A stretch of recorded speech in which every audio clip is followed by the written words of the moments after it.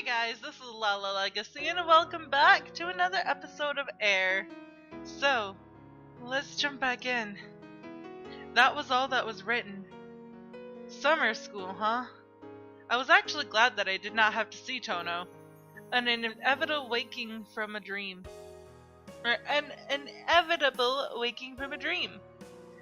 Perhaps the one who feared it the most was none other than myself. After breakfast, I left the station. I did not have a destination in mind. It was just a walk, a stroll, sightseeing. Up in the distant horizon, a white bird soared. Is that a seagull? Its faint shrill call hurt my ear more than I expected. Let's see, where should I go? I walked around town while considering that. But I did not run into any familiar faces. I wandered around like a drifting cloud. I reached the deserted shrine. I did not have a clue why I ended up here. Subconsciously, something unknown had been calling for me. Looking around, the greenery of the trees of summer was all that met my eyes. But why? Something felt out of sort in this place. This place held a peculiar atmosphere not found anywhere else.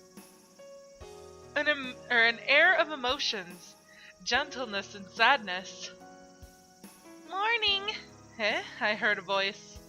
I was taken aback for a moment, but I turned to face it. Michiru was standing there. Hey! Didn't think I'd see you here! I greeted her casually.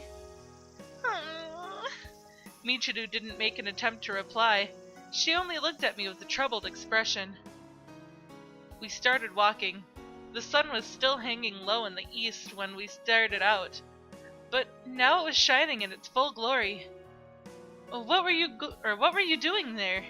I asked Michiru, who was trudging beside me. My other self exists there. She said nothing more.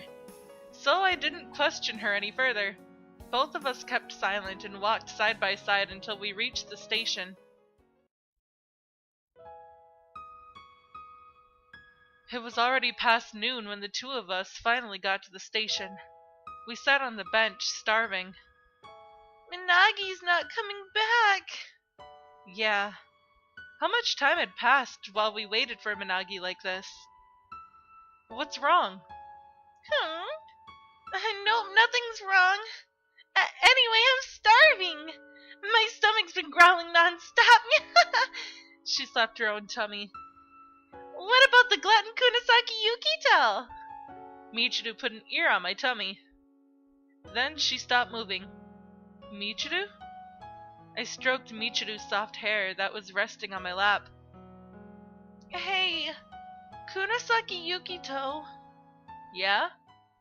You see, I have a request. The rain clouds born out of the... I'm sorry. I'm starting to cry. Because I know what's gonna happen, and this song always plays when something sad's gonna happen too.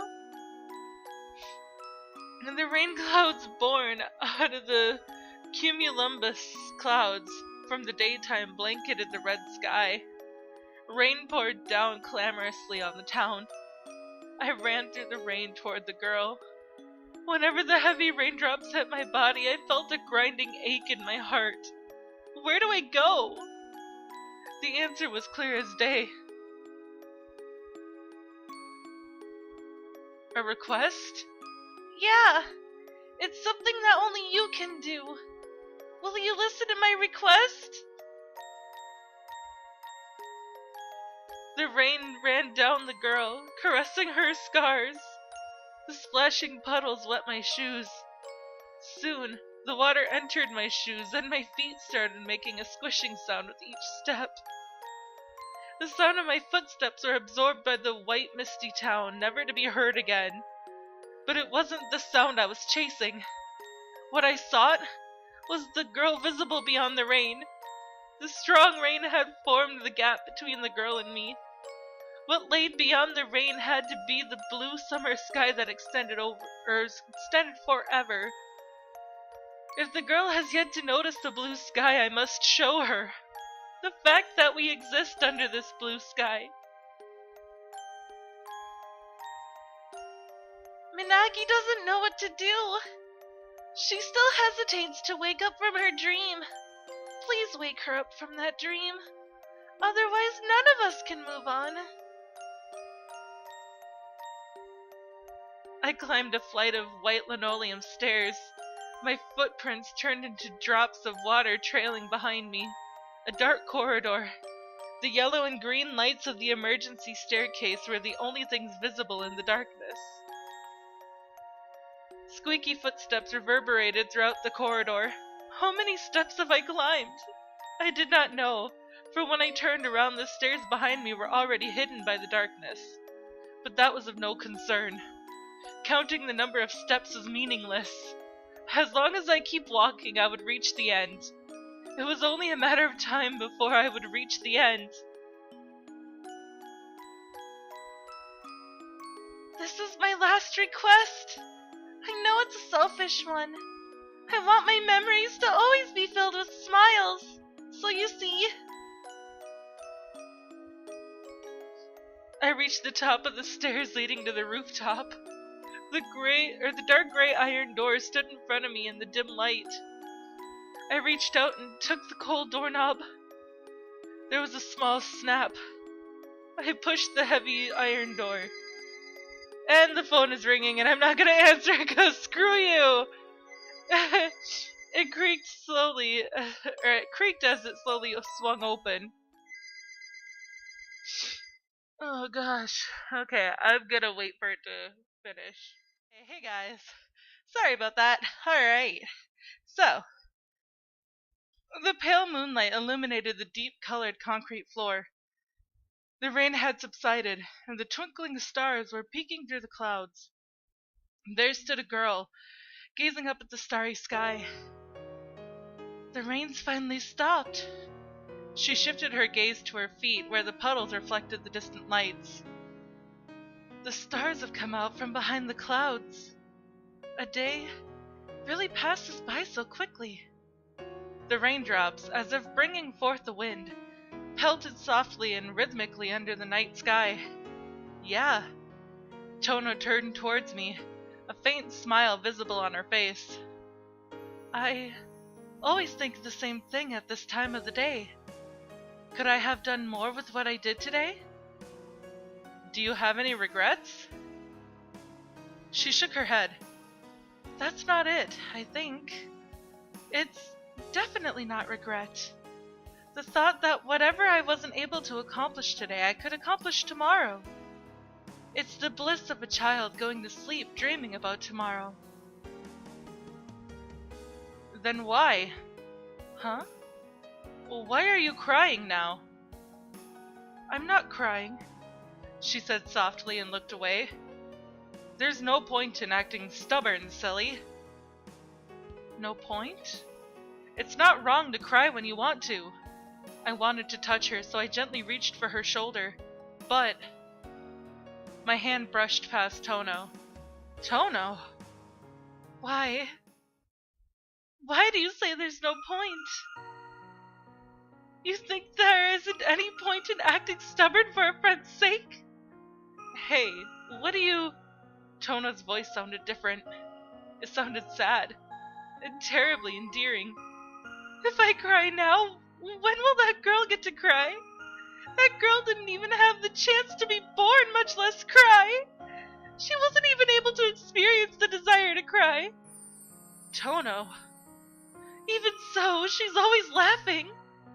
She's always by my side. If only she hated me, then I wouldn't have to dream this dream. If this was only a glimpse of Tono's heart, how much sadness had this girl been keeping? To have no choice but to rely on a warmth wasn't supposed to exist. To have her place of belonging only in a blissful dream that was supposed to be real. Her dream would one day end, If waking is imminent, then one hopes that the dream will forever remain a dream. So I hugged the girl's trembling body. At this moment, it was all I could do for her. I knew that words held no meaning at this point, so in this silent place under the blanket of stars, I hugged Tono Minagi tightly. I always have the same dream, the girl whispered. Okay guys, sorry about that. I'm being called left and right here. Even if I reached out for the smiles that were right beside me, I wasn't able to touch anything.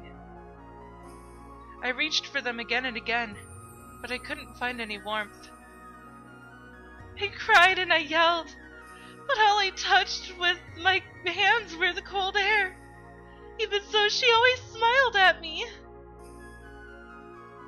Hold on.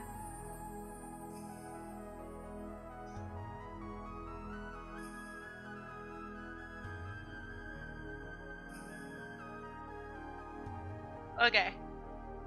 I wanted to stroke her head. I wanted to smile at her.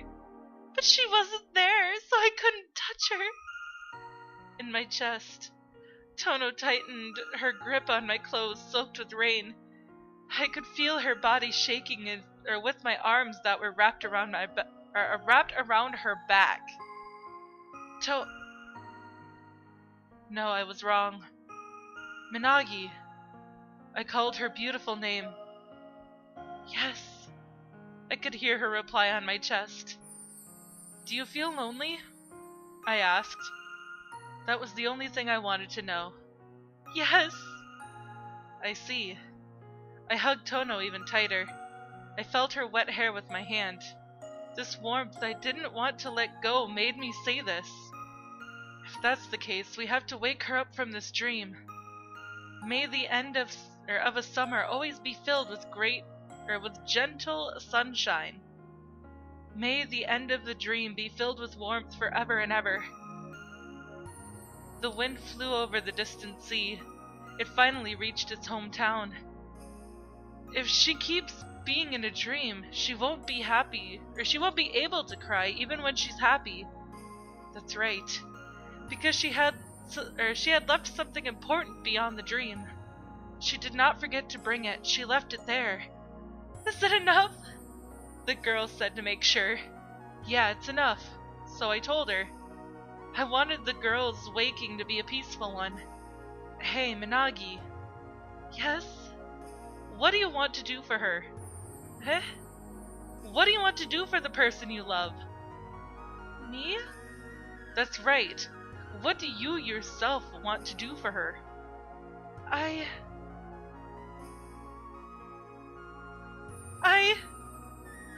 The end of the dream. The end of a distant dream that gives one the illusion that waking would never come. Close your eyes. What do you see? Who do you see? Is she smiling? She is, isn't she? The smile you loved the most. It was a family warm like sunshine. A mother who was never short of beautiful smiles. A strong, gentle father that protected and embraced everything. I loved my family. I felt blessed to be born into this family, and to be able to live with these parents. Nagi. There was a painting of a mysterious girl with wings on her back on the wall. That was my first memory. Before I could walk or speak, that picture had existed in the same place. Hey, Mom! Why does that girl have wings? Why don't I have wings? I bothered my mother with those questions over and over again. I don't know, I wonder why. It'd be nice if you could fly in the sky one day. Mom always gave me the same reply. I couldn't get an answer from her. But my mother always smiled after telling me that. To me, that was the answer. I never really wanted wings. Even if I had wings and were able to soar through the sky, I would give up flying immediately and turn to this home. This home with my beloved parents. My father brought the painting of the winged girl for me when I was born. Or bought it, sorry. My father was the station manager of this town. A fan of stargazing. and a gentle, idealistic man. My most vivid memories were the sunsets during the summer. There was also the sound of the cicadas as I rode piggyback on my father. While listening to those sounds, my father and I would gaze at the sky on our way home. The distant stars I saw were bobbing up and down on my father's shoulders, gleamed more beautifully than any gem. It was a scene more beautiful than any dream under a warm futon. When I perched on my father's shoulders, I could soar freely among the stars, just like the girl in the painting. I could fly anytime I wanted, even if I didn't have wings.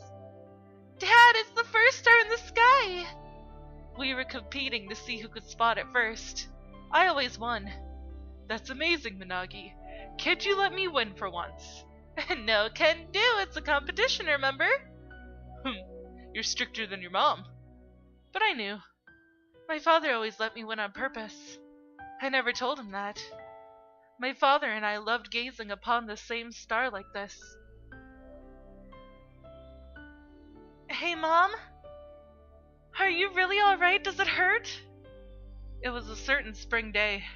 I touched my mother's bloated tummy and looked at my mother with worry. I'm fine. Why do you look so worried? My mother stroked my head gently. Because... This tummy isn't from an illness. My tummy became big because God shared some of his happiness with me. Happiness? What's that? It's a good thing for your dad and me. And a good thing for you too, Minagi. Oh my, I guess it's too hard for you to understand. I don't understand. I see, you don't know, huh? Well, how about this? My mother took the painting off the wall and placed it in front of me. If God granted you one wish, what would you wish for? One wish? That's right, only one. Only one? I'm not sure. I want a doll, but I want clothes too. My mind quickly became filled with things that I wanted, but one of them stood out the most. Oh, I got it! Have you decided on a wish? Yup. Mom, I want a little sister, I said abashed. Really? Yup, I want a sister to play house and blow bubbles with me. Until then, I didn't have any friends who would do all those things with me. It was not that I liked being alone. I was always looking from afar at the circle of children playing in the park, wanting to say, please let me join in. But I couldn't do it. I didn't have the courage to say that one sentence. That was why I always played house or blew bubbles by myself. I had to take on many different roles by myself. That was when I began to feel a deep isolation. Try touching Mom's tummy. My mother, held my hand and placed it on her tummy gently. A soft pulse and a warmth radiated into my hands. Close your eyes. Make a wish to God. Say, please give me a lovely sister. My mother simply laughed. I closed my eyes as I was told, not understanding the meaning of her words. I want a sister to play house with me.